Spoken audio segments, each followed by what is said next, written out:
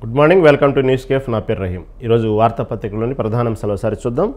Israel ముప్పేట దాడి అంటూ ఈనాడు దినపత్రిక ప్రధానంగా తీసుకుంది, తెలంగాణ ఈనాడు పత్రిక.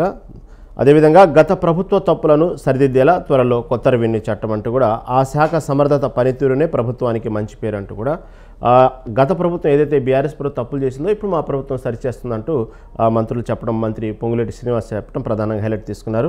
అదేవిధంగా ఇజ్రాయెల్లో జరుగుతున్నటువంటి దాడులు రోజు రోజుకి దాడులు మాత్రం ఆగట్లేదు. ఎంతోమంది మధ్యవర్తిత్వం వహిస్తున్నప్పటికీ కూడా ఇజ్రాయెల్ ముప్పేట దాడి జరుగుతుంది. ఈ దాడిలో మరొక ప్రధానమైనటువంటి హెజ్బుల్లా మరో సీనియర్ నేత కూడా హతవటం జరిగింది.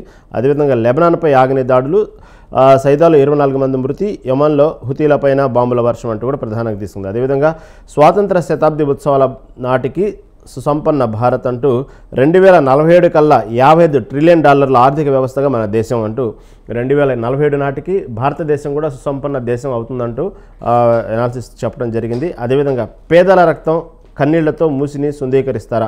నిన్న జరిగినటువంటి హైడ్రా కూల్చివేతల సందర్భంగా ఇప్పటికే తెలంగాణ వ్యాప్తంగా కొన్ని చోట్ల ప్రశంసలు, కొన్ని చోట్ల విమర్శలు వస్తున్న తరుణంలో మూసి నది ప్రక్షాళన అంటూ నిన్న చేసినటువంటి హడావుడికి ఇటు నుంచి పేదల నుంచి తీవ్రమైనటువంటి విమర్శలు పాల్గొనడం, ఇటు పక్క బీఆర్ఎస్ నాయకులు, ఇటు బీజేపీ నాయకులు ఆ పేదలకు మద్దతుగా నిలవడం మనం చూసాం. నిన్నంతా కూడా పేదల రక్తం కన్నీళ్లతో మూసిని శుద్ధీకరిస్తారా అంటూ.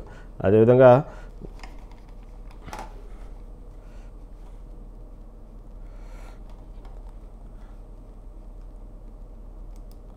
తెలంగాణ ఆంధ్రజ్యోతి దినపత్రిక వచ్చేటప్పటికి వెంటాడి అంటూ కూడా శత్రువులపైన ఇజ్రాయెల్ నిఘా సంస్థ మొసాద్ ప్రత్యేక దృష్టి, అద్భుతమైన నిఘా నెట్వర్క్తో సమాచార సేకరణ, పక్కా ప్రణాళికలతో తప్పించుకునే వీలు లేకుండా దాడి, ఇటీవలే ఘటన నిదర్శనం.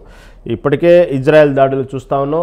చాలా పక్కా ప్రణాళికలతో ఇటు టెక్నికల్గా వాడుకుంటూ ప్లేజర్స్ ద్వారా కానీ ఇలాంటి అనేక రకాల ముప్పేట దాడులు జరుగుతూ చూస్తున్నాం.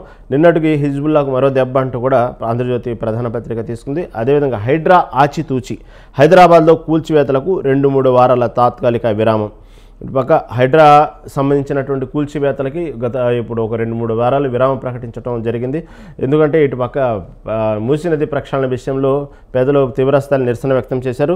అదేవిధంగా నిరసనలో హైకోర్టు జోక్యంతో ఉన్నత ఆదేశాలు, ఈ సమయంలో ఫిర్యాదులపై క్షేత్రస్థాయి పరిశీలన, ఇక ముందు నివాసాల కూల్చివేతపై జాగ్రత్తలు, న్యాయ సలహా తీసుకున్నాకే ముందుకు, పేదలను నిలబెట్టడమే ఉద్దేశం, మూసిలో నిర్వాసులందరికీ న్యాయం చేస్తాం, దీనిపై మాట్లాడే హక్కు బీఆర్ఎస్కు లేదు, మల్లన్న సాగర్లో వారేం చేశారంటూ శ్రీధర్ బాబు చెప్పడం జరిగింది. గతంలో బీఆర్ఎస్ ఉన్నప్పుడు కూడా ఇదే మూసీ నది మీద ప్రక్షాళన చేయాలని ప్రకటించింది.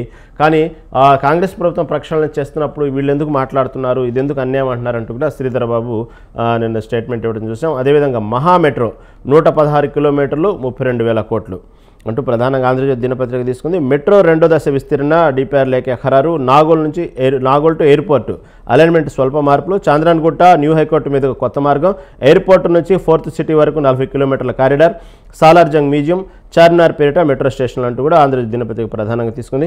కులగణన వెంటనే చేపట్టాలంటూ కూడా మరొక వార్త తీసుకున్నారు. దామాషా ప్రకారం రిజర్వేషన్లు ఇవ్వాలి, మార్గదర్శకాలపై ఇంకా జాప్యం ఎందుకు, సదస్సులో బీసీ నేతలు, మేధావులు, అదేవిధంగా రెడ్లు, ఓసీల ఓట్లకు అవసరం లేదు, 2028 బీసీని సీఎం అంటూ తీర్మానం మల్లం చేసిన వివాదాస్పద వ్యాఖ్యలు ఇప్పుడు హైలైట్గా నిలిచినాయి. ఉప్పుడు బియ్యాన్ని తమిళనాడులో అమ్మేశారు, ఎఫ్సీఐకి సీఎంఆర్ ఎగ్గొట్టి అక్రమంగా అమ్ముకున్నారంటూ కూడా ప్రధానంగా తీసుకుంది. అదేవిధంగా కొత్త చట్టంతో సామాన్యులకు మేలు, ప్రభుత్వ ఆస్తులను పరీక్షించాలి, కబ్జాలకు అవకాశాలు ఇవ్వద్దంటూ కూడా ఆంధ్రజ్యోతి పత్రిక ప్రధానంగా తీసుకుంది. జమిలీపై ముందుకి అంటూ పార్లమెంట్లో 3 బిల్లులు పెట్టుకున్న కేంద్రం, వీటిని 2వ రాజ్యాంగ సవరణ బిల్లులు, మొదటి దాంతో లోక్సభ అంటూ కూడా జమిలీ ఎన్నికలపై పార్లమెంట్లో 3 బిల్లు కేంద్రం ప్రవేశపెట్టిన అంశాన్ని దీన్ని హైలైట్గా తీసుకున్నారు. నువ్వు అవినీతిపరుడివి, నువ్వే నిందితుడివి అంటూ కర్ణాటకలో కేంద్ర మంత్రి వర్సెస్ ఐపీఎస్ చేసుకున్నటువంటి మాటల దోషను కూడా దీన్ని హైలైట్గా తీసుకున్నారు.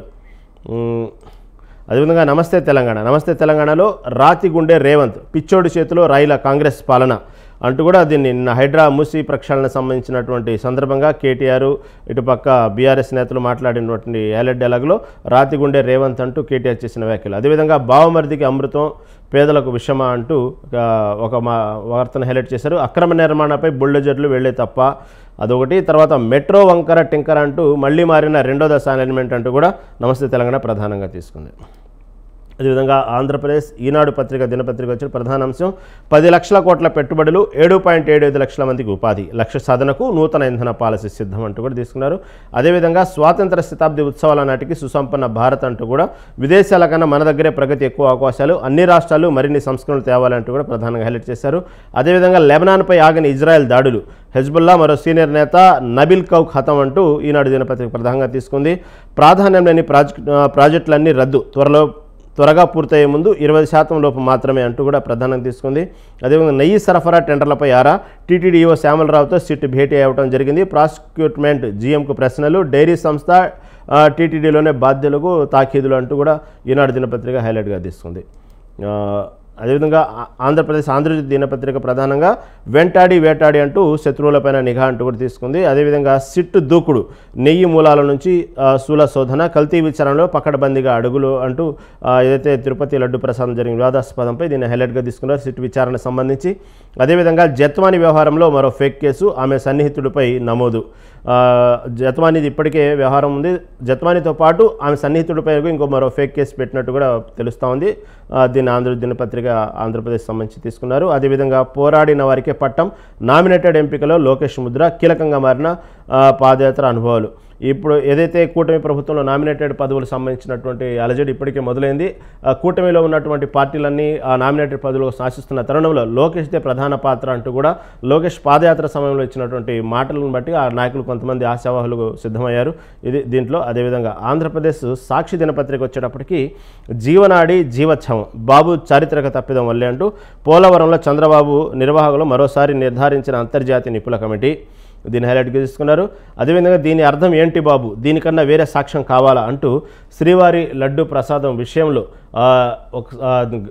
ఈ వివాదం మొదటి నుంచి ఈవో శ్యామలరావు మాట్లాడిన మాటలు, అటుపక్క చంద్రబాబు నాయుడు ఇచ్చినటువంటి వీడియో క్లిప్పింగ్స్ మొత్తం కూడా ట్వీట్ చేస్తూ జగన్ దీన్ని ఏమంటారు, దీని అర్థం ఏంటి బాబు, దీనికన్నా వేరే సాక్ష్యం కావాలంటూ జగన్మోహన్ రెడ్డి చేసినటువంటి మాటని ఈరోజు సాక్షి దినపత్రిక హైలైట్గా తీసుకుంది. అడ్డగోలు దోపిడీకి అధికార సిండికేట్, అదేవిధంగా పాత పద్ధతిలోనే కొత్త డయాఫ్రామ్ బాలంటూ ఏదైతే బాబు చారిత్రక తప్పిదం జీవనాడి జీవోత్సవం సందర్భంగా మాట్లాడిన స్టేట్మెంట్ని సాక్షి దినపత్రిక ప్రధానంగా తీసుకుంది.